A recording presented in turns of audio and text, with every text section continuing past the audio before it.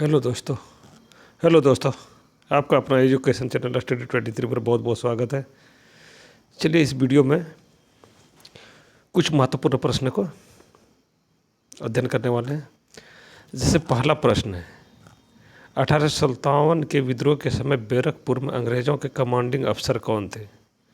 1857 में जो विद्रोह हुआ था, भारत के इतिहास में बहुत महत्वपूर्ण विद्रोह है।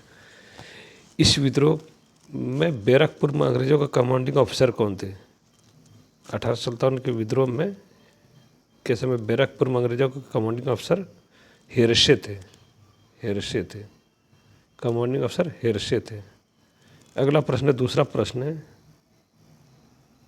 प्रश्न है, मंगल पांडे कहाँ के विप्लव से संबंधित थे? मंगल पांडे कहाँ के विप्लव से संबंधित थे? मंगल पांडे बैरकपुर के विद्रोह से संबंधित थे।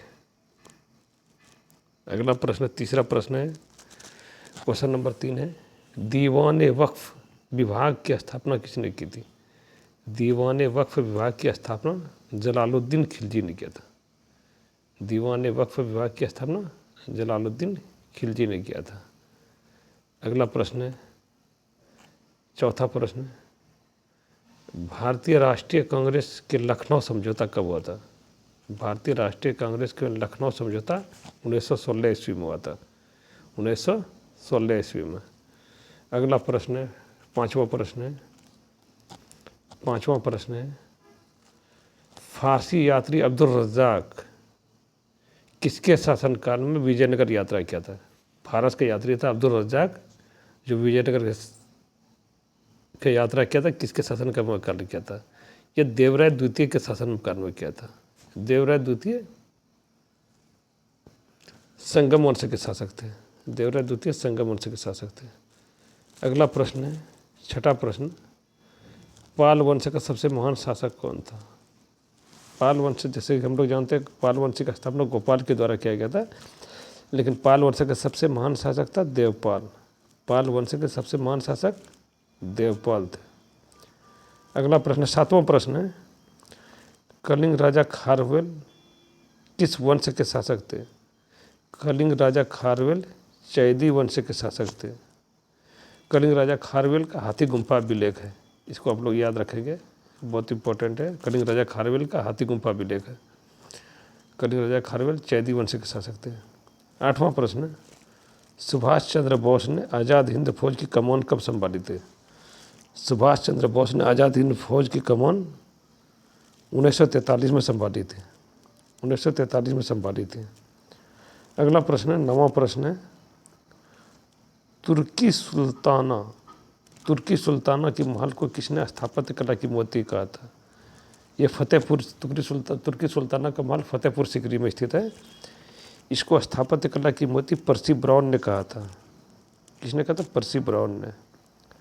अगला प्रश्न है, 10वां प्रश्न है, किस मुगल शासक के शासनकाल में चित्रकला का प्रारंभ हुआ था?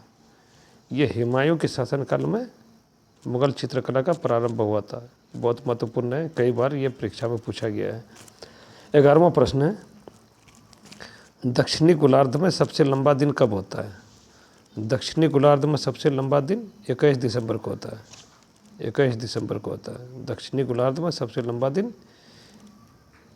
22 दिसंबर को होता है। अगला प्रश्न, 12वां प्रश्न है, पृथ्वी की परिधि लगभग कितना है? पृथ्वी की परिधि लगभग 40,032 किलोमीटर है। पृथ्वी की परिधि लगभग 40,032 किलोमीटर है। अगला प्रश्न है, 13वां प्रश्न है, उर्सा मेजर या बिग बियर क्या है? उर्सा मेजर या बिग बियर एक प्रकार का नक्षत्र मंडल है। अगला प्रश्न है, 14 प्रश्न, क्वेश्चन नंबर 14, ये प्रश्न है, जल का रासायनिक सूत्र क्या होता है? जल का रासायनिक सूत्र H2O होता है। H2O, जल का रासायनिक सूत्र H2O। अगला प्रश्न, 15वां प्रश्न है, भारी जल का अनुभार कितना होता है? भारी जल का अनुभार 20 होता है। भारी जल का अनुभार 20 होता है। अगला प्रश्न, 16वां प्रश्न, किसकी उपस्थिति के कारण चूने का पानी वायु में रखने पर दूधिया हो जाता है? किसकी उपस्थिति के कारण चूने का पानी वायु में रखने पर दूधिया हो जाता है? ये कार्बन डाइऑक्साइड की उपस्थिति के कारण चूने का पानी वायु में रखने पर दूधिया हो जाता है। कार्बन डाइऑक्साइड उपस्थित है, उसी के चूने के पानी को वायु में रखने पर दूधिया हो जाता है। अगला प्रश्न 17वां प्रश्न, एलपीजी का प्रमुख घटक क्या है? एलपीजी का प्रमुख घटक ब्यूटेन है। एलपीजी का प्रमुख घटक ब्यूटेन है। एलपीजी का फुल फॉर्म है विस्तृत रूप लिक्विफाइड पेट्रोलियम गैस। अगला प्रश्न 18वां प्रश्न, मानव शरीर में कितने जोड़ी गुणसूत्र होते हैं? मानव शरीर में 23 जोड़ी गुणसूत्र होते हैं। मानव शरीर में कितने जोड़ी गुणसूत्र होते हैं? मानव शरीर में 23 जोड़ी गुणसूत्र होते हैं, अर्थात 46 गुणसूत्र होते हैं। 23 माता के द्वारा और 23 पिता के द्वारा संतान में आता है। अगला प्रश्न 19वां प्रश्न है, बिजली के बल्ब में क्या भरा होता है? बिजली के बल्ब में आर्गन भरा होता है। बिजली के बल्ब में आर्गन भरा होता है। अगला प्रश्न है 20वां प्रश्न और अंतिम प्रश्न है, विद्युत बल्ब का फिलामेंट किसका बना होता है? विद्युत बल्ब का फिलामेंट टंगस्टन का बना होता है। Thank you, thanks for watching, thank you.